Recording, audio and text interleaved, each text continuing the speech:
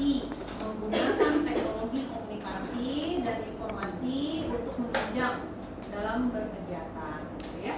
Kalau masyarakat informasi yang kita lihat orang-orangnya siapa? Orang-orangnya kita diantaranya adalah golongan dari masyarakat informasi tersebut. Karena kita sebetulnya tidak akan bisa lepas dari yang berhubungan dengan teknologi komunikasi dan informasi. Nah, kemudian apakah sampai secanggih itu, gitu ya, dengan AI dan lain-lain sebagainya? Belum tentu juga. Masyarakat informasi itu yang terpenting adalah dia menggunakan segala aktivitasnya, yaitu menggunakan teknologi seminimal-minimalnya. Dia melihat, misalkan menonton televisi, gitu ya. Dan orang yang dalam masyarakat informasi itu bukanlah orang yang bekerja di dalam media, enggak. Nah, jadi orang-orang yang masyarakat informasi itu adalah orang yang memang sudah terbiasa dalam kehidupannya menggunakan akses teknologi itu tadi, gitu ya. Nah, kalau seandainya orang-orang yang dalam media itu apa? Itu namanya orang media massa. Kalian boleh sit-in di kelas saya, mata kuliah komunikasi massa, kalau mau mempelajari lebih dalam mengenai media massa ya. Tapi kalau di sini tentu saya hanya membahasnya sedikit-sedikit aja, gitu ya. Nah, masyarakat informasi adalah sebuah era di mana informasi menjadi aset paling berharga. Teknologi komunikasi telah mengubah cara manusia berinteraksi. Berinteraksi itu salah satu contohnya. Tadi temannya tadi ada pertanyaan. Lalu bagaimana kalau seandainya aktivitas kita yang tatap muka itu akan hilang nggak? Itu pertanyaan dari Owe ya tadi ya. Gimana tuh? Kira-kira bisa hilang nggak? Ya tentu sebetulnya hal-hal yang sifatnya itu dengan manusia, walau sebetulnya dengan adanya kemudahan dari media, teknologi itu akan menjadi mempersingkat waktu, gitu ya. Walaupun waktu sebetulnya nggak bisa disingkat ya, maksudnya membuat kita lebih mudah, gitu ya. Tapi interaksi dengan manusia itu tidak akan bisa hilang, gitu ya.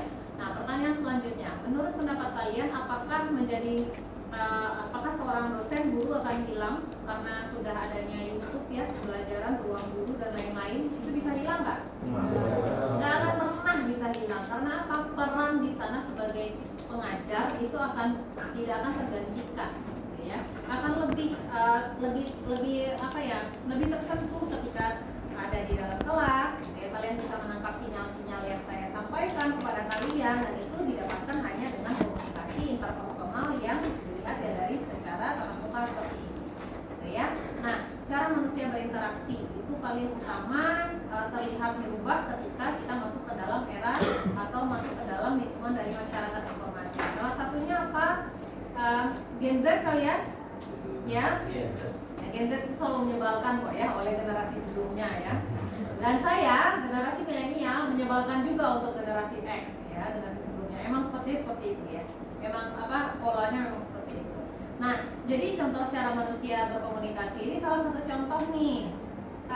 Ya Gen Z deh, lihat status WhatsApp-nya. Cannot talk, WhatsApp only, gitu ya. Nah, jadi kalian lebih prefer untuk menggunakan chat gitu. Terus habis itu busy dan lain-lain lah gitu ya. Kalau misalnya telepon ya udah biarkan. Nanti kalau sudah mati teleponnya kenapa nelfon? Itu sudah sangat biasa ya. Dan itu salah satu cara manusia berinteraksi itu sudah lebih berat dengan masyarakat informasi. Jadi mereka itu lebih mementingkan esensinya ya daripada interaksinya itu tadi. Kemudian berbagi informasi. Informasi dalam kehidupan kita itu sebetulnya sudah sangat banyak sekali perkembangan dan juga banyak pula ya yang berhubungan dengan kebermanfaatannya juga tentu belum tentu manfaat juga gitu. Banyak sekali informasi sampah yang ada berseliweran gitu ya. Ibaratnya informasi sampah itu seperti apa sih? Nah itu tadi seperti halnya contoh yang pernah saya sampaikan di depan kelas waktu pas minggu yang lalu. Kalian ingat saya berikan contohnya mengenai notifikasi yang ada di handphone kalian. Apakah kalian menginginkan seluruhnya? Tidak. Kalian butuh semuanya? Enggak juga gitu ya. Jadi informasi-informasi yang datang ke dalam handphone kalian itu sebetulnya tidak semua kalian inginkan, tidak semua kalian butuhkan. Apakah memiliki nilai akhirnya untuk kalian? Tidak. Nah, jadi jangan pernah dipikir bahwa informasi itu pasti mutlak memiliki manfaat. Ada juga informasi yang sifatnya itu akhirnya membahayakan atau menjadi racun untuk masyarakat. Nah, salah satunya apa? Ya, salah satunya ada hoax, ada hate speech, hate spin gitu ya, ada fake news gitu dan lain sebagainya. Itu adalah informasi yang diplesetkan kemudian menjadi racun untuk masyarakat. Gitu ya. Nah, berbagi informasi di sini, nah itu tadi banyak sekali informasi-informasi yang ada, namun untuk nilainya itu ternilai untuk seluruh masyarakat. Itu tadi yang ada di handphone kalian yang belum tentu itu kalian butuhkan. Dan itu sangat berseberangan sekali dengan yang ada di masa lampau, gitu ya. Informasi yang ada di masa lampau itu tidak seperti sekarang. Dulu itu kalau seandainya sifatnya lokal, kalian harus dapat dulu nih, misalnya surat edaran kah, ditempel di mading dan lain-lain seperti itu. Mungkin kalian tidak sempat merasakannya, tapi saya sempat merasakan itu. Dulu waktu pas saya zaman kuliah, tentang nilai itu tuh betul-betul ditempel di mading loh. Dengan misalnya mata kuliah sekarang deh ya, literasi digital itu pengumuman di Mikmas ada papan yang besar itu kelas A, kelas B itu langsung dipampang. Jadi kalian yang mencatat sendiri. Nah, jadi saya sempat merasakan seperti itu ya, tapi sekarang sudah tidak seperti zaman dulu lagi. Kemudian informasinya apa?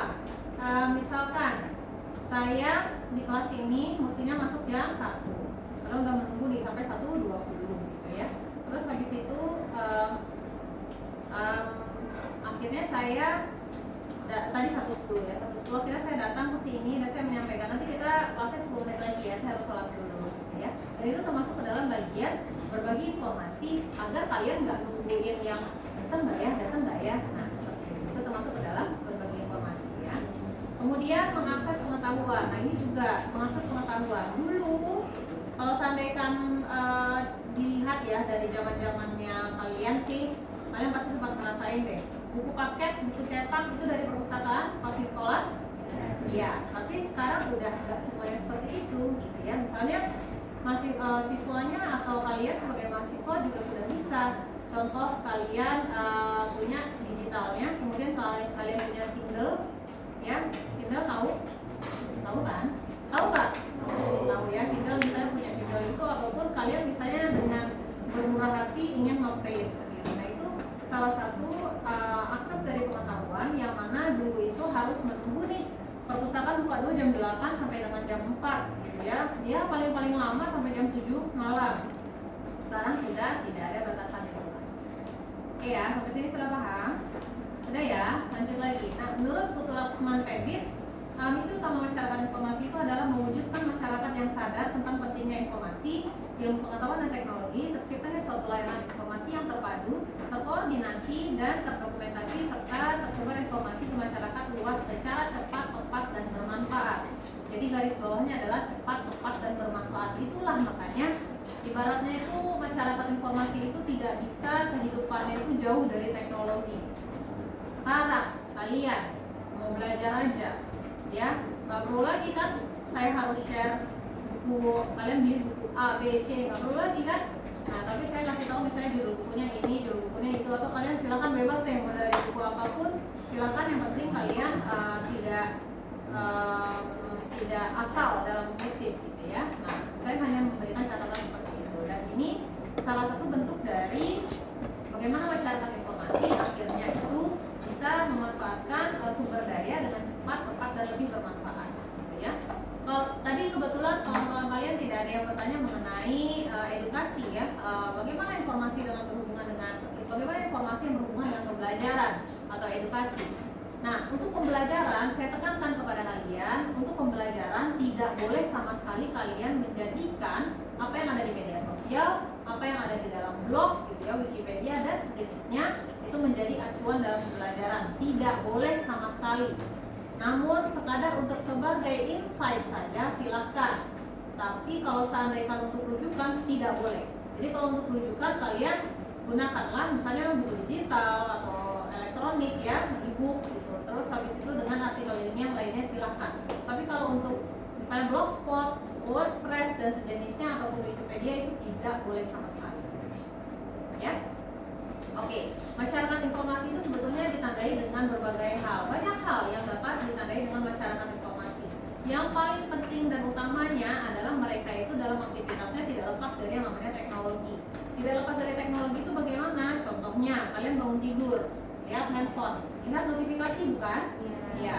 Sebetulnya ada, walaupun ada atau nggak ada orang nyariin kalian, tetap aja lihat notifikasi ya. Tapi yang dilihatnya di sana apa? Misalnya apakah berita, atau kan misalnya ya yang alim-alim gitu ya. Tapi saya ada nggak ya di sini ya? Saya juga ragu ya. Misalnya lihatnya ini jadwal sholat misalnya suhu habisnya berapa nih, ya bisa lihat di situ. Atau misalkan kalau lagi bulan puasa, misalnya kalian install Muslim, ya saya pakainya Muslim sih, yang ada azan dan lain-lain ya. Info ya, itu did you fast today gitu ya. Terus habis itu kalau seandainya puasa ya bisa diklik iya gitu. Jadi kita bisa tahu tuh berapa hari kita puasa dan tidak puasa. Dan itu semuanya adalah kemudahan yang kita rasakan dalam kehidupan kita gitu ya, untuk memudahkan ya kalau seandainya untuk agama bisa pro gitu ya. Dan kalau misalkan untuk yang ada di handphone ya misalnya liputan mah detik, tapi saya kemarin sempat tanya ke kalian nggak install ya? Tidak ya? Tapi kalian lihatnya malah di Twitter ya? Ya silakan sih, tapi itu pilih-pilih lagi ya. Tapi saya yakin lah kalian lebih canggih lah daripada kakek nenek saya ya. Jauh dong, jauh ya. Ngapain kalian? Saya aja dosennya duduk di sini ya. So tahu kamu, jangan kayak gitu loh. Nggak boleh kayak gitu mah, yang ini kamu so tahu nih. Mama tahu dari mana? Dari WA. Dari grup WA. So tahu kamu gimana? Ya sudah. Nah, jadi itu dilema ya. Sebetulnya hal-hal kayak gitu didampingi saran. Nah akhirnya mungkin karena saya juga saya anak bungsu, karena paling dekat kan sama orang tua kan anak bungsu kan. Nah jadi lebih mudah untuk mendekati orang tua. Jadi dikit-dikit tanyanya sama saya. Kalau kalian nanya masih sama adiknya atau jangan makin alfa. Apa? Oh, juga ya. Di sini yang anak bungsu siapa? Coba tunjuk tunjuk tangan. Banyak juga ya. Kamu kakaknya paling tua umurnya berapa? Kelahiran berapa? Tahun berapa? 2002. 2002. Oke, kamu? 98. Iya. 95. 96. Beda 7 tahun. Sama adik gue beda 7 tahun. Ya kamu? Cuma beda 3 tahun. 92. Seumuran saya ya. Terus kamu? Ya? Cuma seumuran. 93. Gue malah kau beda 7 tahun. 93. Oke, kamu? 2001. Oke, kamu? 9? Oke, 2001. Oke, oh berarti masih bapak kata ya? 92. Oh, 2000 ada ya? 2001 ya? Iya, berarti masih mungkin punya adik nih. Hati-hati nih. Masih mungkin punya Sudah adik. cukup. Karena dulu saya punya ketakutan loh kalau punya adik.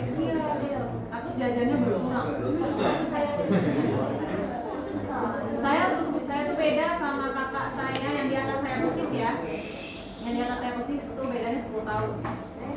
Jadi betul-betul jauh banget. Terus sama kakak saya yang pertama itu kan kembar. Itu bedanya 14 tahun.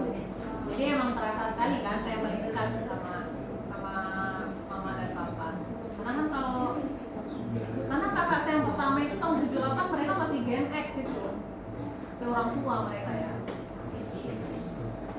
Berarti mama bapak saya itu umuran sampai nenek kalian ya. Hai. Ya nggak terasa ya. Yuk kita lanjut lagi. Adanya perilaku informasi yang merubah keseluruhan perilaku manusia yang berhubungan dengan sumber dan saluran informasi. Dulu biasanya kalian sempat ngerasain ya kalau pertukaran informasi yang apa ya sifatnya ya email kalian nggak sempat lah ya, maksudnya email kan hanya yang formal kan. Terus kalaupun ada juga pasti nggak kalian pakai, soalnya nggak menarik kan kalau email ya. Tapi dulu ada YM, kalian sempat pakai YM? Nggak tahu YM? Apa tuh? Nggak tahu ya? Yahoo Messenger. Oh iya, tahu. Itu dulu YM. Itu Yahoo Messenger. Itu dulu sempat ada ya di aplikasi di BlackBerry ada. Terus habis itu berubah jadi BlackBerry ya, BBM. Dan kalau sekarang meleng dikit jadi stiker, ya kan? Benar nggak sih meleng dikit jadi stiker? Yuk lanjut lagi. Perilaku penemuan informasi dan merupakan upaya dalam menemukan informasi dengan tujuan tertentu, ya. Perilaku penemuan informasi dulu, kalau gimana ya? Kalau saya contoh secara teoritis takutnya malah nggak seru ya. Tapi saya kasih tahu dulu seperti ini, harus seperti ini ya. Penemuan informasi yang merupakan upaya dalam menemukan informasi dengan tujuan tertentu. Kalian sempat baca buku teks terus waktu pas sekolah? Ya. Buku yang tebal pernah pakai? Atau kamus pernah pakai? Di belakang kamus ataupun di belakang buku yang udah halamannya itu 200 sampai 300-an halaman atau lebih, itu ada yang namanya itu indexing.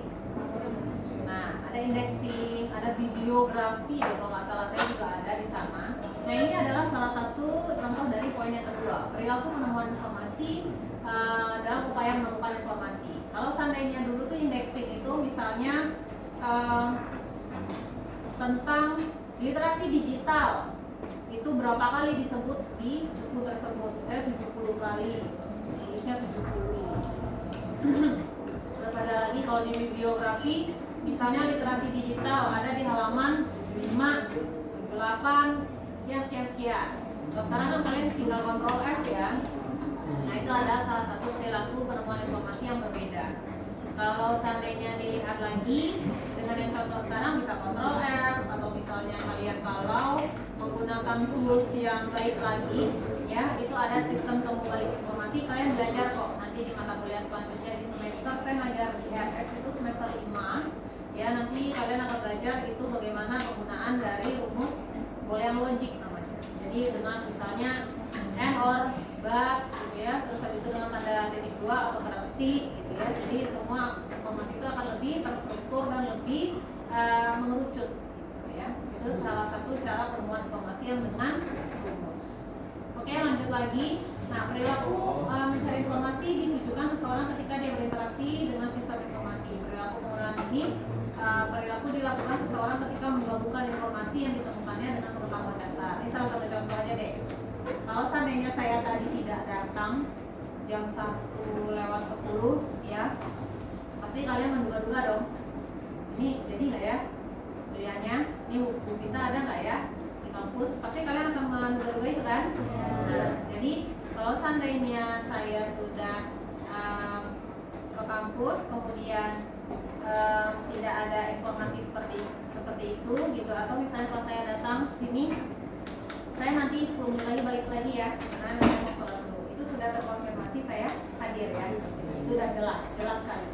Kalau seandainya kalian masuknya kelas pagi deh, kelas pagi 7:10 anggaplah mata kuliahnya belajarnya sama para Pitagora lah, ya. Nah, sama para Pitagora, pas kalian bangun buka grup, oh nggak ada info apa nih, oh berarti para kita pasti datang nih ke kampus, ya nggak? Nah, itu termasuk dalam pengetahuan dasar yang sudah kamu miliki sebelumnya, yang sudah kalian miliki sebelumnya. Jadi kalau saya tidak ada info apa-apa dari dosen pagi-pagi itu, ya berarti kuliah tetap berjalan, ya. Dan itu termasuk ke dalam pengetahuan dasar. Dan pengetahuan lanjutan yang tadi jam 1 lewat, kita mana ya? Kan nanti saya datang, nanti saya masuk lagi ya. Nah, itu termasuk ke dalam pengetahuan lanjutan. Nah, ada dalam yang berhubungan dengan masyarakat informasi ini ya, ditandainya yang pertama itu tahu dulu sumber dan saluran informasi. Itu orang-orang yang masyarakat informasi itu pasti tahu ya, tahu sumbernya, kemudian dia tahu bagaimana cara melakukan penemuan informasinya, kemudian dia tahu untuk atas kebutuhan apa yang harus dia penuhi gitu ya. Dan terakhir adalah perilaku penggunaan informasi dan penggabungan atas informasi yang dia miliki. Jadi dia bisa mengkolaborasikan informasi-informasi yang dia ada. Masyarakat informasi itu sebetulnya itu tidak perlu harus canggih, tapi adalah orang yang memang dia sudah terbiasa dengan penggunaan dan akses dari informasi yang mudah, gitu ya. Dan itu sebetulnya siapa orangnya, ya kalian juga bagian dari situ. Gitu.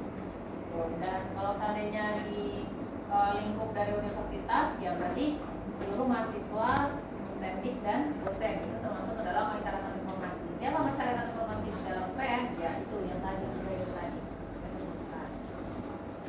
Oke, ciri-ciri masyarakat informasi itu yang pertama adalah sumber informasi terjangkau oleh semua lapisan masyarakat. Jadi semua informasinya mudah untuk diakses, sudah terbiasa, dan kemudian dia itu kalau seandainya tidak ada teknologi ini, bahkan sulit untuk melaksanakan kegiatan-kegiatannya. Ya, lebih pilih mana? Ketinggalan dompet atau HP? Dompet dong ya, karena di HP sudah ada dompet. Ya. Kemudian ya hal lain seperti itu. Kemudian adanya kesadaran masyarakat tentang arti pentingnya informasi dalam berbagai aktivitas kehidupan. Jadi kesadaran tentang arti pentingnya itu salah satu contohnya adalah misal ya kalian mau jalan tapi lihat Google Maps dulu, gitu ya, itu penting. Ya ditempuh nggak ditempuh kalian tahu dulu nih macetnya sebelah mana. Gitu. Ataupun kalau seandainya kuliah, bisa kuliah jam 9, mending saya jalan aja tetap jam 6 deh. Soalnya kalaupun jalan jam 7 nanti jam 7 juga sampainya. Nah itu sudah informasi yang sudah kalian tanamkan dalam pikiran kalian, dalam kebiasaan-kebiasaan kalian. Terbukanya pandangan dan wawasan masyarakat dalam pemanfaatan teknologi informasi. Jadi orang-orang yang dalam lingkup masyarakat informasi itu adalah mereka yang memang semestinya adalah open minded. Open minded itu apa? Bukan berarti orang yang mengakses media sosial orang open minded ya. Enggak, belum tentu juga. Media sosial tuh sebetulnya itu ya ini menurut pendapat saya aja ya.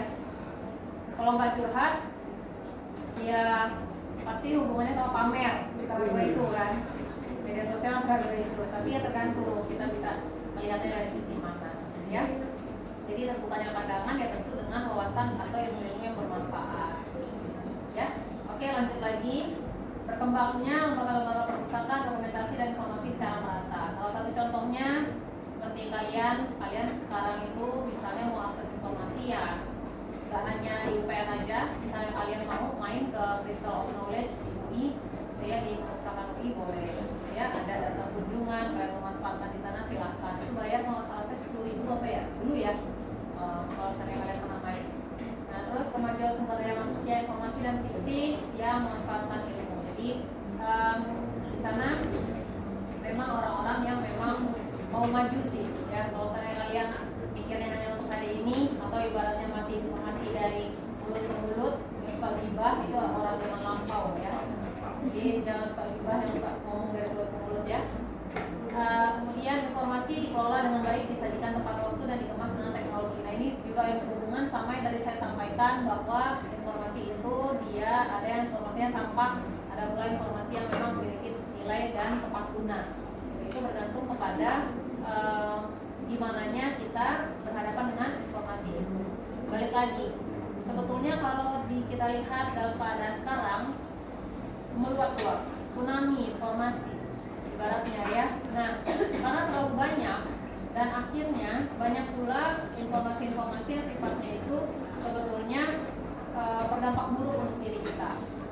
Salah satu informasi yang tidak semestinya ataupun informasi yang sebenarnya itu tuh udah nggak penting lah, udah tidak relevan ya.